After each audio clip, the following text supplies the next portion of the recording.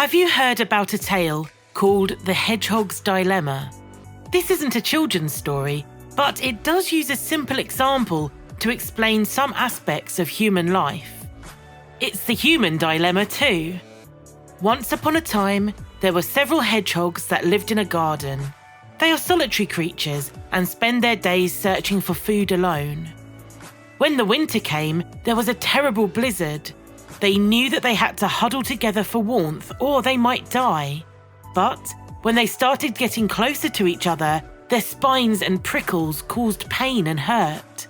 So, they all moved away from each other again to a safe distance. The air was bitterly cold and hurt them too, but the pain of being close was much worse, and so they endured the winter alone. Arthur Schopenhauer devised the analogy of the hedgehogs in a book written in 1851. It was in fact Sigmund Freud who brought attention to it and made the hedgehog's dilemma famous within social psychological research. So, what does all of this mean? In short, as humans, we seek out closeness with others, like friends or a romantic relationship partner. Unfortunately, the closer we get to these people, the more we open up, the more we're vulnerable, the more likely it is that we can be hurt by them, emotionally and sometimes physically. Yet, we cannot stop the longing to be close to another person.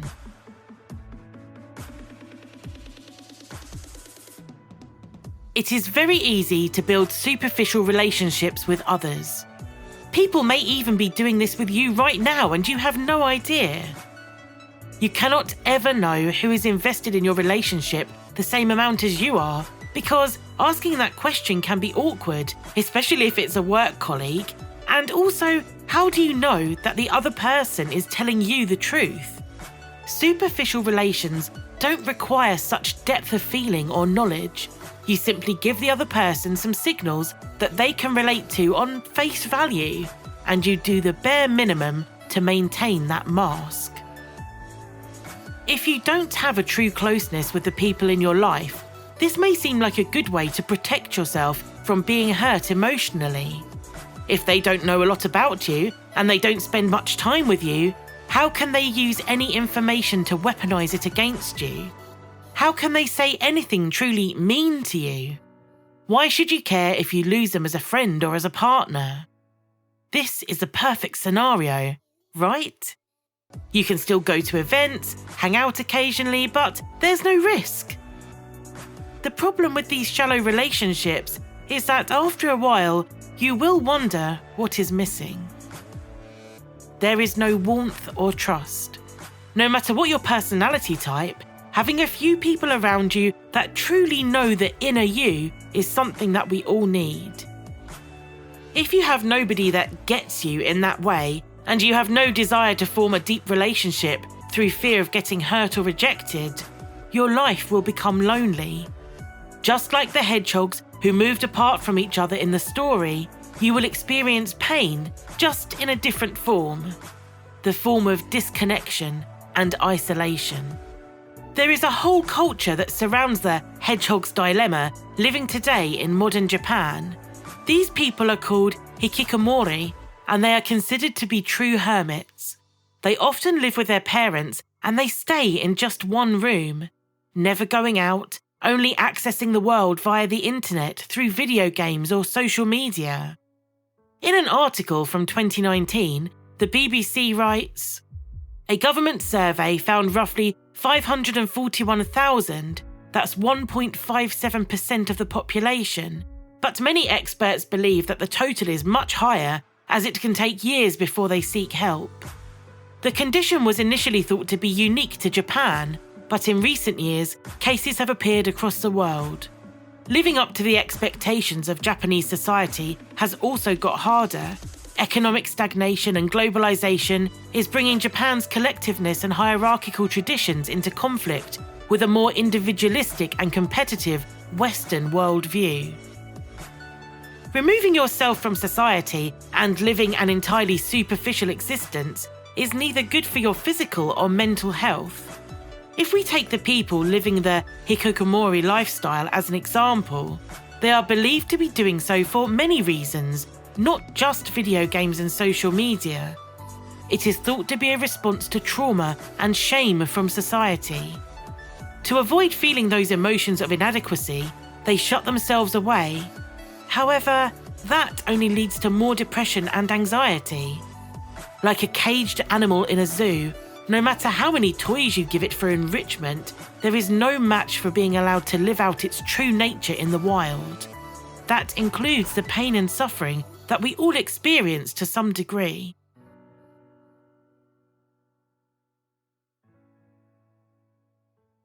Something else that hikikomori lack is a social interaction outside of their household, and sometimes even within their household. They may live alone and not even answer the door to delivery drivers. This can go on for years at a time. During the COVID-19 pandemic, we were all forced to isolate for some time. For some, it was a time of respite from the sharp social commitment spines of other hedgehogs. They didn't have to worry about neighbours or friends dropping by unannounced. They could avoid annoying family members who lived far away, and they could be calm and peaceful in their own bubble. But as the pandemic wore on and the time spent without normal social human interaction became longer, people began reporting negative symptoms such as increased loneliness, feelings of meaningless of existence, disturbed sleep patterns, and even more anxiety about going back out and meeting people.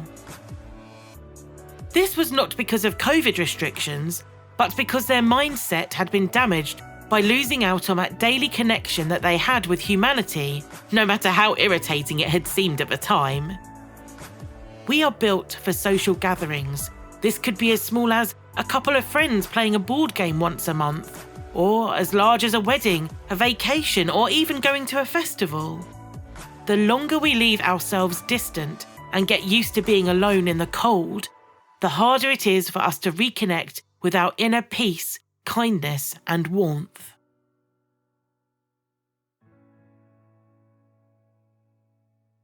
If we are constantly worrying about the potential pain of forming meaningful interpersonal relationships, we can spend an eternity avoiding other people. When the time comes that you seek out support or advice, usually the first thing a medical professional will do is suggest that you slowly begin to go out into society again.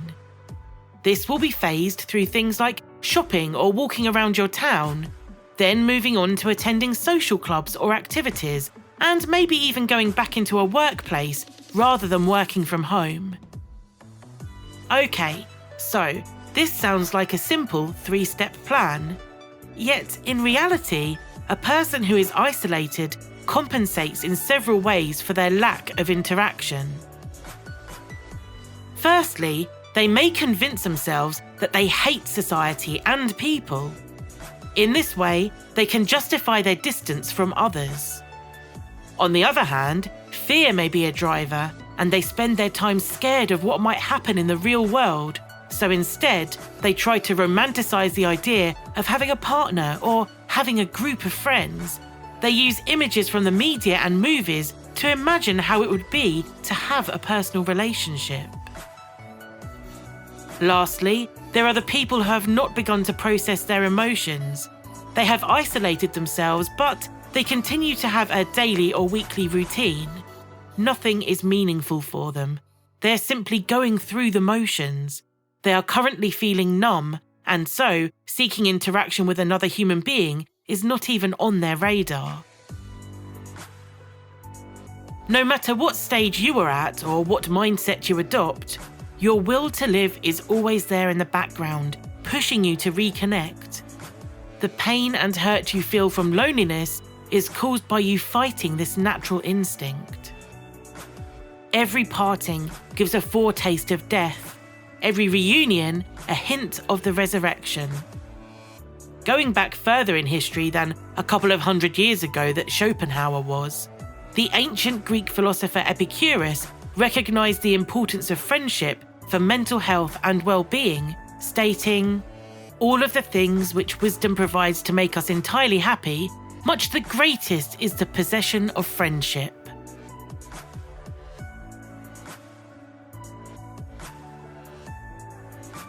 Just like the metaphorical hedgehogs and their issues with seeking closeness, we are often stuck in a cycle of attraction and repulsion.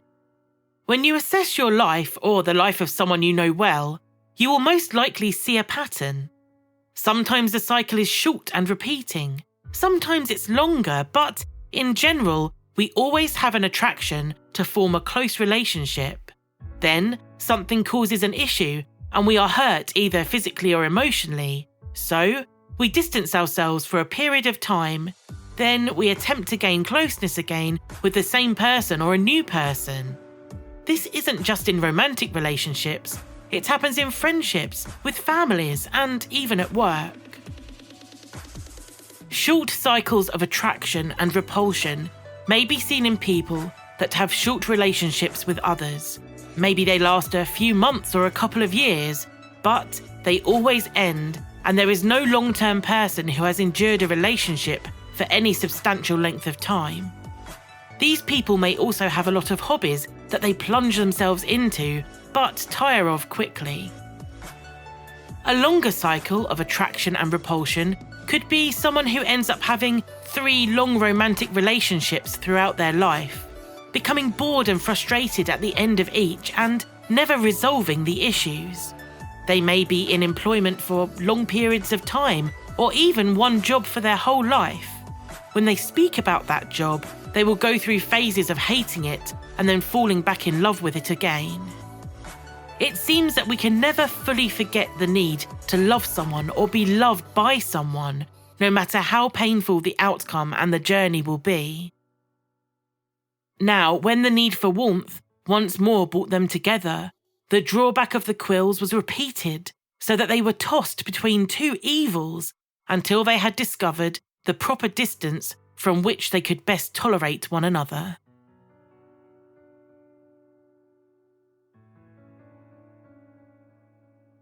The human struggle has been debated and discussed for millennia. You have examples in holy text from the ancient world. You have myths and legends depicting humans fighting monsters that represent greed, evil, and pain. So, how can we move on from this and manage to form relationships that are beneficial and uplifting, rather than hurtful and restrictive? The need for society, which springs from the emptiness and monotony of men's lives, drives them together, but their many unpleasant and repulsive qualities and insufferable drawbacks once more drive them apart. The mean distance which they finally discover, and which enables them to endure being together, is the politeness and good manners. Tolerance is the key. How much and what will you tolerate from your fellow human beings? You have probably seen the hashtag #BeKind circulating on social media over the last few years. There's also a poster which reads, "You never know what someone is going through, so be kind, always." These little reminders that are dropped into our daily life reflect what Schopenhauer is saying. There are rules of engagement in society.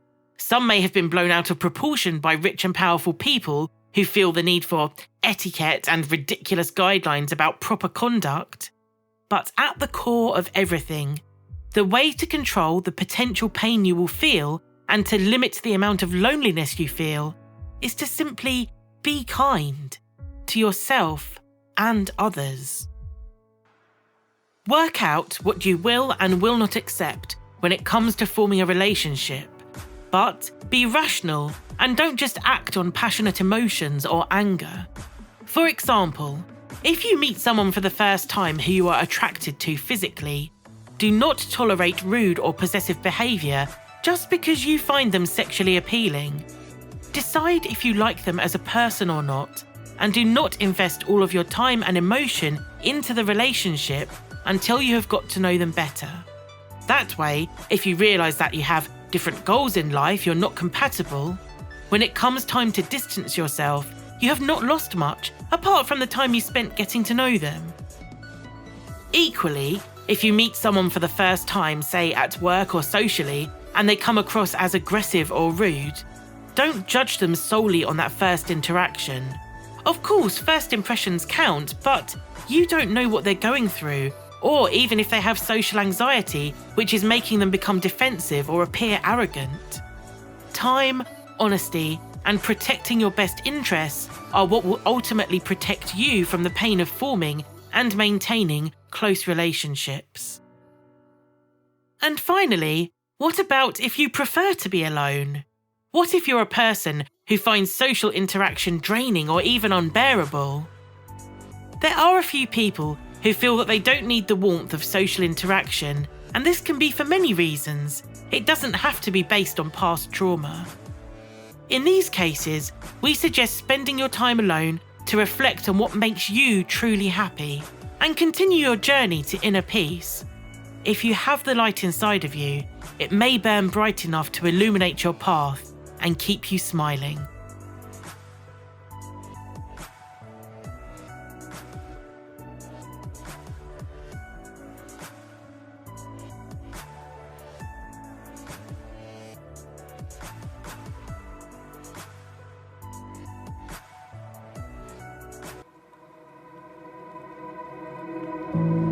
If you have enjoyed this video and you're inspired by what you've seen, don't forget to like, subscribe and share. Let's change the world together